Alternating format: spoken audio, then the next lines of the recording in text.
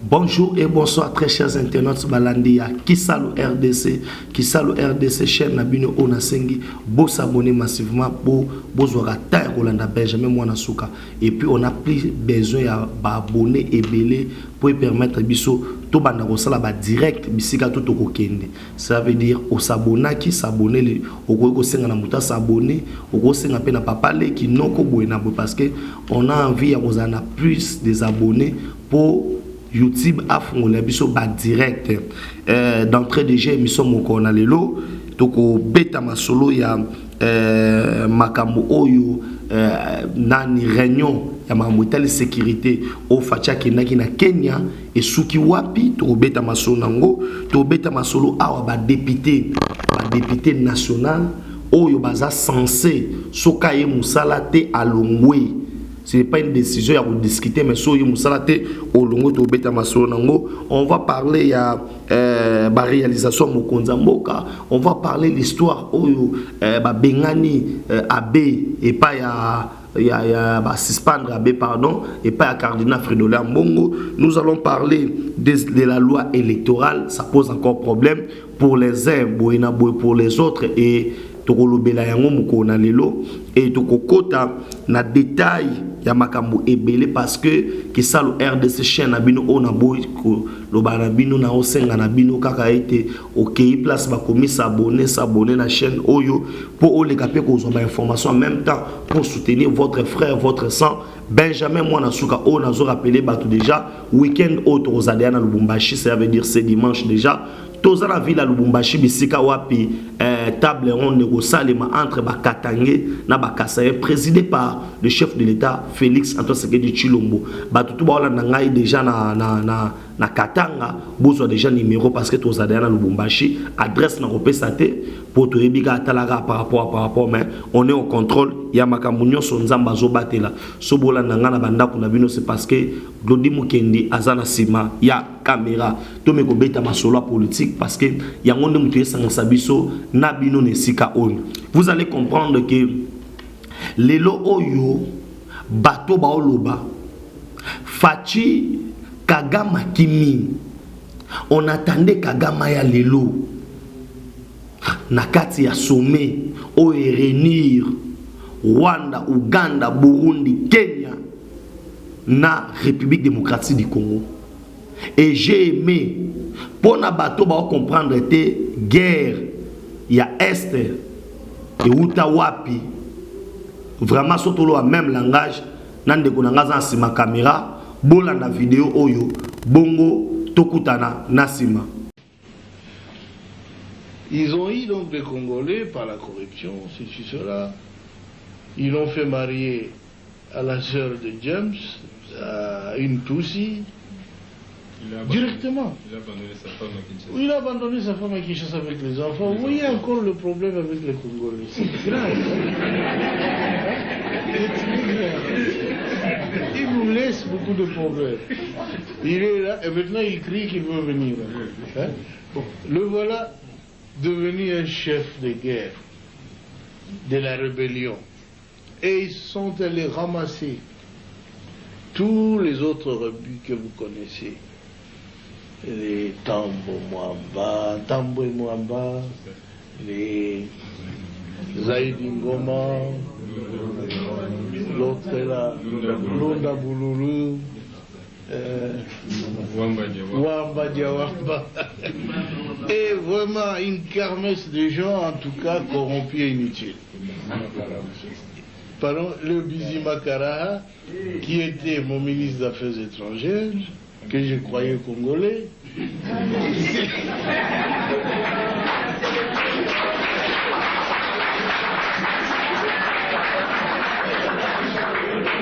Et,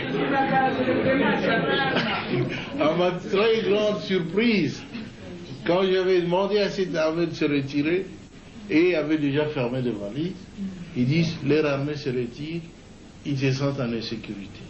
Je dis, mais non, votre armée reste. C'est l'armée rwandaise qui se retire. C'est pas la vôtre. Mais ils ont disparu. Et j'ai compris qu'ils n'étaient pas congolais alors.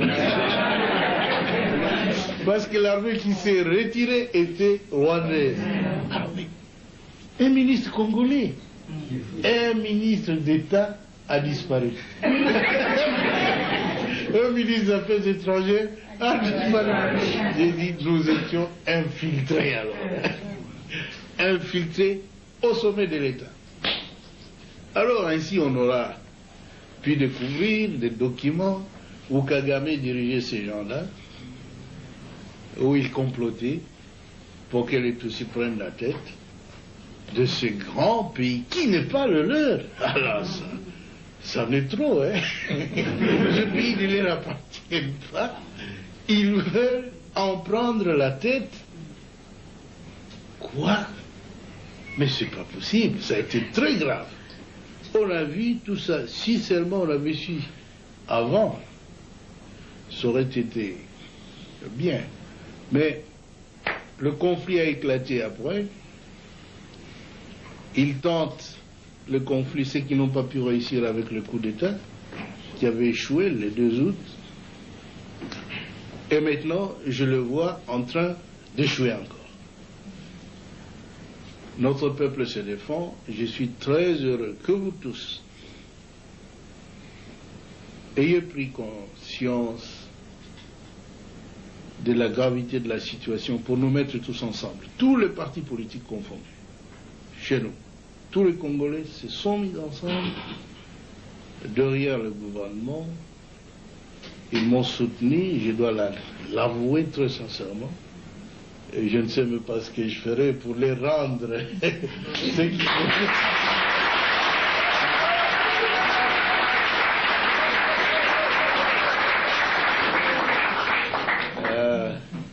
Mais ce que je dois vous assurer, c'est que je suis un soldat du peuple et je ferai mon devoir jusqu'à mon dernier jour. Je veux que mon pays soit totalement libre et en tout cas un pays moderne qui se développe, où sur le plan social, nos villages doivent être transformés. Parce que tout le monde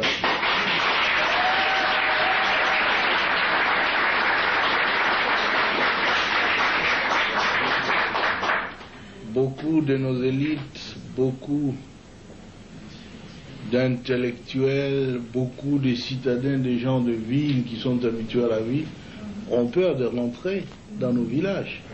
C'est parce qu'il n'y a pas de vie là-bas.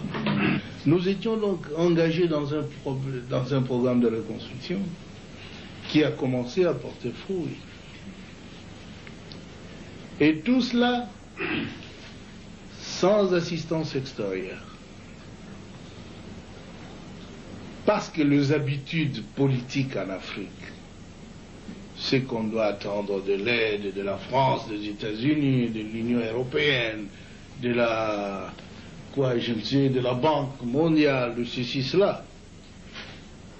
Mais nous avons dit, depuis quand nous luttions, longtemps, nous disions que notre lutte, c'est la lutte de l'intelligence contre la force brute. La force brute.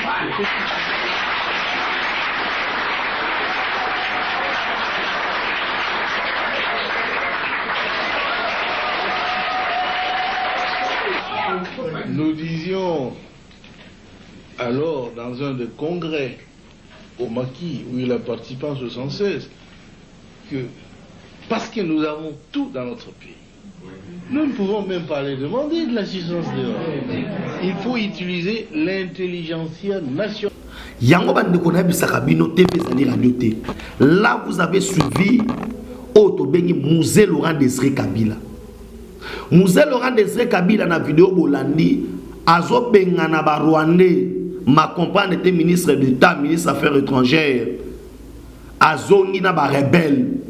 Les Congo étaient infiltrés. Or, ceux qui nous ont dit les Congo étaient infiltrés, vidéo yango. Les Congo étaient infiltrés par qui? Qui a amené ces infiltrés? Et ces infiltrés-là, aux Omona Awa, déjà le 2 août 1998, il y a moi ça qui vidéo. Tant que ce pays a été infiltré. Tant que pesa historique. Aujourd'hui, bazo ganga, Fachi bazo ebate, Moussala oya sali lelo. Pour tozwa paix. Pour est la République soit paix. Les Congo étaient déjà partis. Kolani sama ba déclaration ya musée. Parce que y a signé les accords de Luméra. Et tant que yango, ça lui a coûté la vie. Et tous ces gens vous nous a cité dans la vidéo, Bangonde bakoma ki ba allié ya Kabila, le fils. Or, l'ennemi de mon père, c'est mon ennemi. L'ami de mon père, c'est mon ami. Ce qui totangi na Bible, tous les ennemis à David. Oyo, David a quoi ko boumate. Tant Salomon moi na ya soit qui pouvoir a boumaki bango. Mais comment tous les ennemis à musée oya tangi na kum na munoko na ye. C'était devenu Bangonde bakoma ki ba ami fidèle. Et à Joseph Kabila, allez-y comprendre. Hein? Celui qui trahit, trahira. Yango moni fati lelo akena Nairobi na position à force. Pour na kolobake non, je ne vais pas signer le cessez-le-feu. On ne va pas collaborer avec les rebelles. C'est comme ça que Mboka est ambolaka. Parce que Mboka oba ngaba sakana biso. Mboka oba komisa ki ngolokola elongo sakana nango. Mboka oba komisa ki ngolokola eloko moya batou, les gens peuvent venir au azuboy. Mais messieurs, yango moni mokonza Mboka accueilli ko négocier na position de force. Kagama ko yate parce que tous les plans à Kagame, armée M23, et ça 23e bataillon, il y a autre bengi armée patriotique rwandaise. Et aujourd'hui, naza pour ça bato bande ko finga placebo bakopirana Kagame. Lelo facha bo pesa Kagame mbote. Lelo Kagame wana kimisome, wana bolo bate. Tala motema mabe e ko futa binote. Motema mabe ko sungate, motema mabe na bino e ko amene bino ni lokote parce que on ne gère pas un pays avec les émotions. Facha beto za la calme. Et nous voyons maintenant que makambo est talipé. Awa natangeli bino musée moko zoloba origine makambo ya guerre parce que guerre auto wana ngona est de la République et où c'est pas na bisoté et où c'est na régime ya musée oya signaka ba contrat bi signa et musée au moni place azo critiquer ba français a critiquer ba américain et oyeba que non tous ces gens là ba on ça d'accord na yete et on a déjà fabriqué quelqu'un oyo azata na niveau te politique kana mbekazembere oya ta diplôme d'état swakate batia chef de l'état. Et aujourd'hui, tozo craqué ba M23 to lande la bango tina moi l'épinière. To ki na bango tina souka. C'est pour vous dire quoi? Mes frères et sœurs, aujourd'hui nous avons notre sang, notre frère au sommet de l'État. Yango to mona makambo. Makambo to ba vidéo to bimisango parce que nous avons notre frère, notre sang. Ceux qui zaki na ba régime au koleka, les gens ne pouvaient pas parler ça. Parce que nous avons dit que nous avons Rwandais, nous avons ministre congolais, soit des congolais accueillis, mais nous avons compté directement. Aujourd'hui, on sait de l'armée congolaise, Facha du pouvoir. Pour aller battre les militaires de siège, battre les militaires de siège, baye bindengeni ni ba profitaka. Na guerre wana, bayebi comment guerre wana ezali bénéfique pour na Congo te, mais la guerre ezali wana pour na détruire Congo. Yango monde bando tele l'état de siège et na koyebi sabino ke bom matabo kita. État de siège et kozala wana tim kolokimia est kozonga. Et aujourd'hui, on est très content na position parce que le géant qui dormait a comme kozonga la auto bengi force na ye. Na côté na deuxième sujet. Mes frères et sœurs, yo somona wapi muto asaka musata zo salaire. Les députés ne veulent pas travailler. Mais à l'époque, Yorbe Minap. À l'époque, il y a Kabila. On a invalidé Félix Chilombo. On a invalidé Jamaweja Dounes. On a invalidé Diomindongala. C'était pourquoi? Pour Baboya Kosege, Bayakate. Mais aujourd'hui, qu'est-ce que Mosso a fait de mauvais pour appliquer le règlement? Comment un député qui ne veut pas venir au Lingo Zambongo, vous coûtez dans autre trésor public et Zambongo y a caisse à l'État? Mais les Congolais, au moins nous avons des professeurs, les éminents professeurs. Oyo lelo, baéminents professeurs wana, balingi bazwaka mbongo.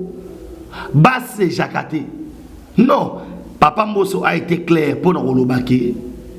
Selon le règlement d'ordre, ya Assemblée nationale, au sali 60%, il y a ba absence, ba invalidé yo. C'est comme ça le côté à bateau. Parce que les gens veulent jouer beaucoup. Les gens veulent voir l'argent de la République comme le Moubo Sarana Nango. Non. Mais c'est Mbongo ya l'État Basarana Nangote. Et j'ai aimé parce que pièce contre pièce, au monde Batbaïki na mambo lokuta awa. Exemple, Abakosi biso que non, Papa Mboso akangi nani bureau ya courrier. Bueno, c'est faux et archi faux. Ce qui bo déstabiliser mboka parce que l'FCC en soi aza prépo na ba élection té FCC a solo na basango poto ki na désenglissement et celle leader personne mutana makoki o yazo telemela kaka alobi nous devons respecter auto bengi échéance normale la muka na part na ye alu kaka eloko moko bako tsa batna ba pe na seni elo ba luka ywana. Et aujourd'hui, Batma se comprendre. Yo salate. On lui m'a foutu pourquoi? Yangoana, ils ont très bonne décision. Oya salité, à soit le côté.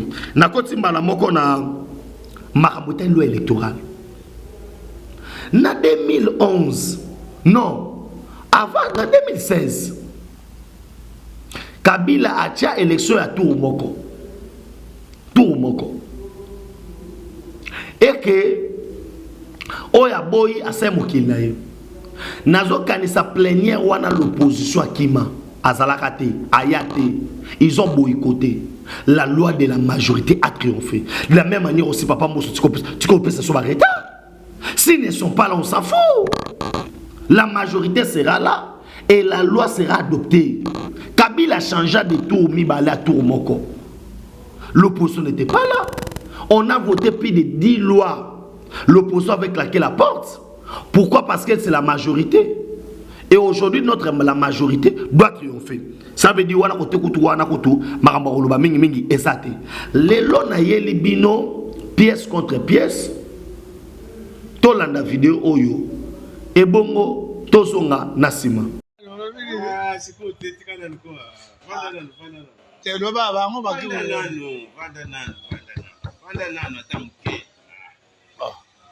Muto izabiete muto mona muto izabala. Oh. Na oui? Tandene. Na lubo to nga sultani, nga siko na tigana nani. Bulumbu. Na la te. Nga ndi sango. Nga sango. Lubo to nga sultani. Bon. Siko lo utianga wapi? Bon. Bon, soki na na ba 4 5. Na la bo. Lu pesa ngombo. De compte final ezalakate. Na ke wapi siko? Bolenge nyonso na bomoyi nanga na msala mkolo. Nakende usala eglise tonosala. Bon, oyo na yebi, oyo wana. Oyo azana mbango mine. Yeba longoli. Bon, biso peut tout ça la dino to ça pas long là bas. Tout ça ndengeni. Oyo anga sultani mutoko simba na kutumba ye. Bande konanga wana ngaite. Olo bana abbé qui à paroisse Saint Saint Clément Soni Saint ya Kitambo ye mutolo bangate et alobi bien ngana na basi na nga 4 non les sabango boki s'église Soni na biso batoto yamba église sainte catholique ça nous fait la honte. Et pour aller bien que et bon mutoyo ya chapeau il y a ça na bango 4. Ça veut dire les évêques ba komi ko bendana na ba meselabe. Ah non, mokile komi na suka. Je ne pensais pas que mon église sonne ko bimabo. Et au lesiko cardinal à se concentrer parce que vous avez comme belé l'église. Vous êtes là toujours, boluka ba négociation na politique. T'as la vidéo, t'as la Sony, hein? C'est bien moi qui suspend. Est-ce que maman Loubert a raison? Azan a tort? Moi je ne sais pas. Mais nous on a vu qu'il y a une vidéo. Et puis surtout Monica a vidéo. Et quand on a ma vidéo, sera lobby à solo, sera lobby à Kouta, yémo quoi bien on s'est justifié. Mais ça fait la honte. au moment où bapesi yo mission ya liboso et ya église eza sali ya ba âme o baza perdu ko amener bango vers Christ. Mais papa cardinal, papa évêque, balingi ka politique. Tala lelo pièce contre pièce vidéo, je n'ai pas de commentaires à faire parce que on a déjà eu à parler de cette histoire. Nakoti mbalamoko na dossier ba œuvre chef de l'État. Bato boza à l'étranger des fois bazo tromper bino. Nazana des vidéos. Mais vidéo mo moi na tiango ezate parce que ça na caché, il y a ba chaîne oyo reportage botala lelo nzela ya kikwiti ndenge facha sali yango e bomona makambo kitoko wana na kotindela bino. Mais vidéo nazola kisayo ezali vidéo ya makambo elekaki na ubangi. Bisika pi chef de l'État a prometaka ke barosa la bango bac o ekatisaka bamituka o edaka ete bato balongwa koto bakende kuna bato andosala boye.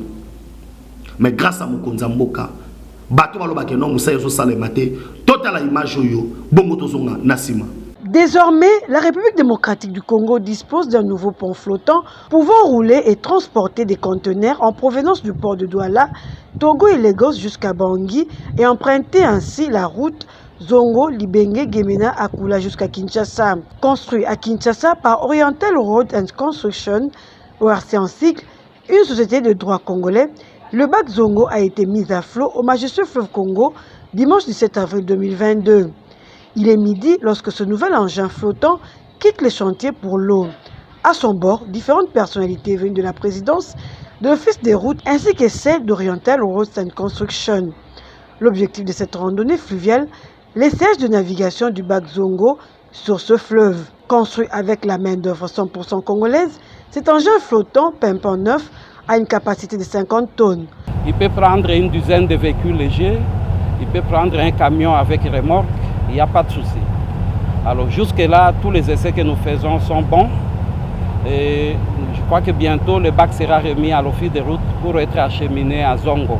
Les chargés de mission du président de la République, qu'il a également constaté pendant la randonnée, s'est félicité de la qualité de l'ouvrage. Pour sa part, le DG de l'ERC a exprimé sa gratitude à l'endroit de l'Office de route pour sa collaboration et son accompagnement technique pendant la construction de cet engin dont il est l'utilisateur. On doit féliciter l'Office de route également qui a eu l'occasion de nous former.